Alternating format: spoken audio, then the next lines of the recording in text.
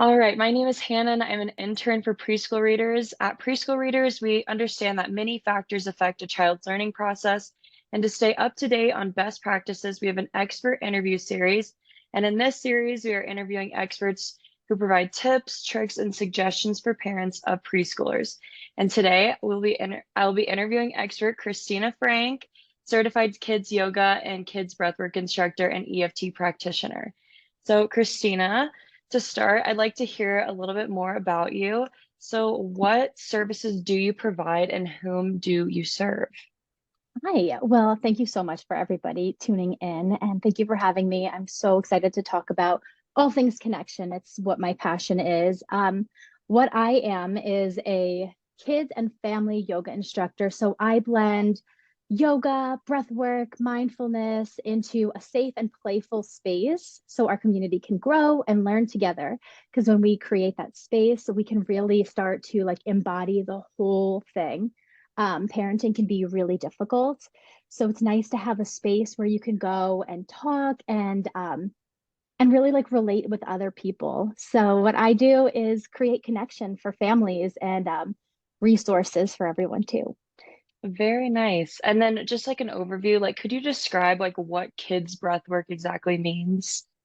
Yeah. So kids breath work and breath work in general is a superpower. I will refer to it as a superpower throughout our entire interview, but I it love that. truly, yeah, it truly is magical. It can help our children and ourselves connect with our feelings, our emotions.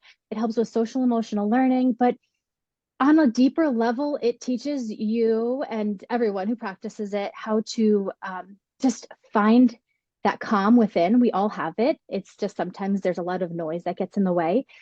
So when we introduce it at a young age, we can start to utilize those tools and our superpowers. Very nice. So, with that being said, do you recommend that there's any specific age that a child should start or a specific type of child, such as a child with like ADHD or some type of learning disability or Yeah. So you can honestly start teaching, and by teaching breath work, I mean co-regulation from birth. In my postnatal classes, we actually just do breath work where we put our hands on our heart and our hands on our babies and just connecting that breath. It's an energetic practice. Our kids can feel our calm. So by you practicing it first, it like starts to kind of plant that seed. And then as Mhm. the kids get older, the best thing you can do is just model it. They see it, they see you doing it, and then it goes and grows from there. So I would say about 2.5, you can start really teaching them the skills, but them seeing it, they're already starting to learn it. Absolutely. Do you think there's any specific signs to start breath work or incorporating it to a child's life daily? Yeah. If your child has meltdowns or tantrums or experiences big feelings, like we all do, then you can start. Honestly, this is a perfect practice for everyone. If you have a child who is very hyperactive and needs to get energy out, breath work can help you. It's not just about calming down your nervous system, it's about helping you move through energy. So I think that's a really common misunderstanding about breath work. People think that you need to be calm and regulated, but it's just so much more than that. So this is for everyone. Breathwork is for everyone. Okay. And obviously, like a child's routine in the morning can be a little bit hectic. There can be some crying, there can be some, scrambling to get out of the house. How do you think it's important to like start incorporating that like in a child's daily life? Just kind of like, do they need to be in a quiet place? Do they need to be anywhere specific? No, you don't have to be anywhere specific to do breath work. I do recommend if you're just starting to introduce it to your children, do it in a calm time, not when the kids are Mm. already elevated because their brains are in fight or flight usually at this point. They're not going to retain any of it. So I like to do it through role play, like with dolls or toys.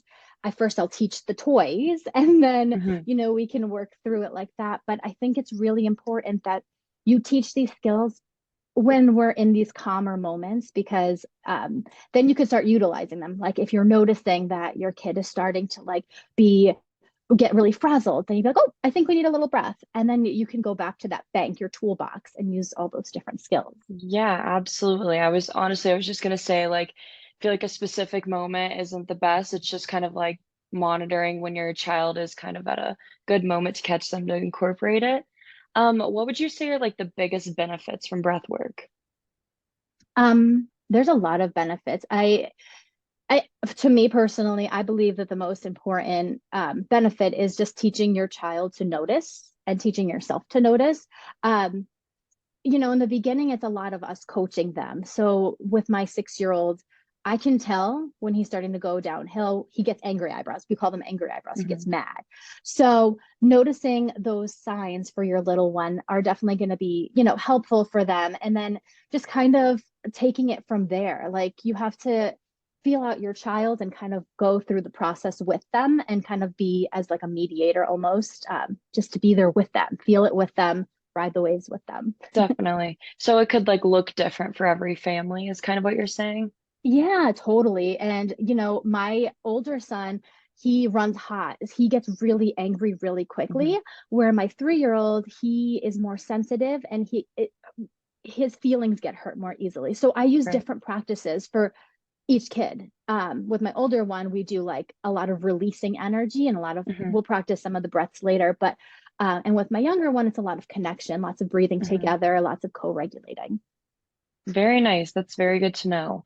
I was actually going to ask, what are some most common types of kids' breathwork exercises? And then if you want to just do one, we can do one together and show everyone. Yeah, for sure. There are so many. It's a lot about using your imagination, especially Hmm. at the younger age. One that we love to do is smell the flowers. So you could take a big deep inhale through your nose, smelling the flowers, and then on the exhale, we blow out a candle. So I just use my finger and go. So it's a nice quick exhale. So long inhale and then exhale with a blow. That's a nice one. We have Nice. balloon breathing, where you imagine you're blowing up a balloon. You go. So it's a longer exhale. So Mhm. it all does different things for your nervous system depending on what you're trying to achieve. And let's just do one more really quick one together. This is called 5 finger breathing, and it's a really nice one to help relax and calm and bring you back into the present moment. You just hold out a hand and then you breathe in and out and in, tracing each finger and out, in and out, again in and out. Last one in and out. And again, Wow. right? Isn't that so Yeah. nice?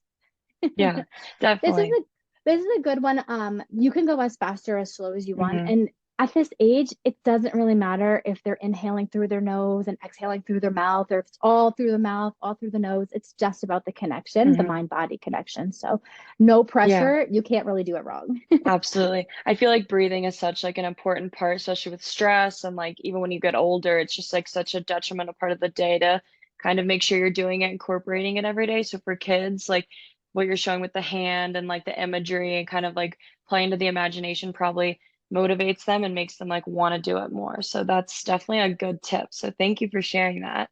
Yeah, of Um, course. so how do you think is the best way a child's caregiver could encourage breath work? Sure. So I said it earlier, but it's really important.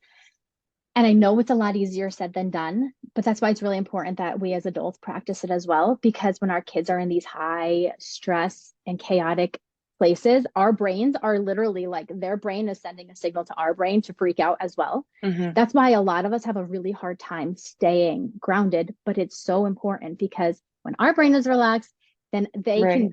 they can feel it and they can co-regulate with us. So it's really important to have a practice of your own. I know that it's easier said than done, but just practicing these things with them is so beneficial. And when you're introducing them, just make it really fun. Play games, do it with their stuffed animals, have them teach their stuffed animals. Hmm. There's so many different ways that you can play breath work without making it sound like we're going to practice our breath work now. Right, right. It's a lot about play. Exactly. I feel like a lot of people that feel like maybe they have will have like trouble incorporating this will have to reflect and also like think about their own breath work before they can help their kids. So it's definitely Yes. important to know. And then overall, would you say breath work helps with the learning process at all for Oh kids yeah. going into preschool? Yeah, for sure. I Hmm. actually teach I teach in a preschool, like a nursery school, and I teach kids from 2.5 all the way to like about 5.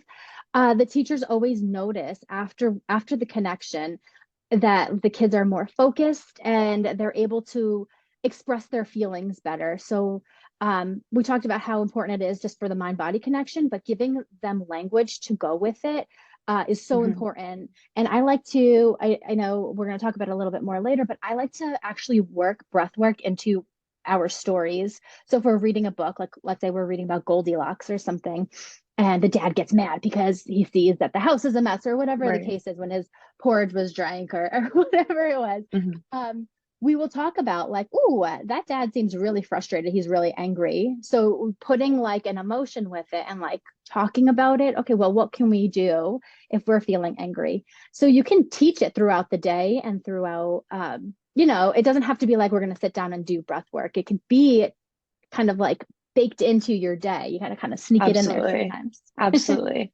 So as you have been like you've been like teaching kids through reading and like the emotion connection, that's wonderful. Also just like incorporating at a moment where they're relaxed is what you said. Are there any other moments that an instructor of breath work should kind of take breath work into account? Like, is there any other time or like a good way that they can facilitate it? Yeah, definitely. So it also boosts concentration. There's been studies that find that it boosts concentration and then, of course, the self-regulation. But if you are in the preschool age, a lot of times they have to sit for a longer period of time, or if you need them to be focused for a little bit, it's really, really beneficial to just get those extra sillies out. So you can do an energizing or like a releasing exercise or a calming breathing exercise to just bring them back. A lot of times we'll go from recess and then bring them inside, and now it's time to kind of calm down Right. a little bit. It's important to like utilize it. It's just a tool that can help get you from one point to the next without as many meltdowns. And you can do it between play centers. If a child is playing with a toy and isn't ready to give it up, you can use breath work to help. I can see you're upset about this, but we have to do X, Y, and Z. Let's take a couple of deep breaths together, and then, we can see where we are. So you can use it throughout the day. It truly is a magic power. Yeah, absolutely. It sounds like it. I need to start practicing myself. Yeah. I was just learning about the square breathing. Have you heard Hmm. of that? And I found that like so much like more beneficial than any other like tactic I've been using. So it's definitely important for everyone, but so interesting that it's for kids too. I would have never put that together, but with a kid, it's the same. So Yeah. Rectangle breathing is actually a really great one. mhm. Anybody can use, and you can use it like with visualization. So you could even hold up like a square book or a rectangular, piece of paper book, and then just show them if Yeah. you like it's the inhale, the hold, the exhale, the hold. And Hmm. obviously, adults can hold their breath a little bit longer. You just have to feel out the child. Sometimes they're not going to be into it, and you could try something different, or you come back to Definitely. it. Yeah, for sure. It just reminds me as like when I was little, I know that I was a very like shy kid. So I feel like breathing and like regulating like how much you're breathing is going to be very crucial to kids who definitely feel like anxious or nervous going to school. So definitely some good Yeah. tips. Do you have any like books you recommend to read to preschoolers to promote mindfulness or emotional health or breath in general? Yeah, so I know we focused a lot today about breath work, but mindfulness is just as important, and it goes hand in hand with breath work, as is yoga. But I think mindfulness is a really great one. I have this one book that I love to use. It's called Breathe Like a Bear. This She has a Hmm. series, so a couple of different books like this. But it has different chapters. And in the chapters, they focus on calming breaths, helping you focus, helping you energize, helping you relax. Hmm. And these are great because they're really quick and they're Yeah, that's beautiful. great. The Yeah, I love illustrations are them. just so beautiful. And honestly, like I will read through this on my own and be like, oh, Hmm. I think I could use Yeah, this yeah. breath. Well, thank you so much. That's awesome. Yeah, of And just course. for fun, what is one word you would describe yourself as a preschooler? What were you like?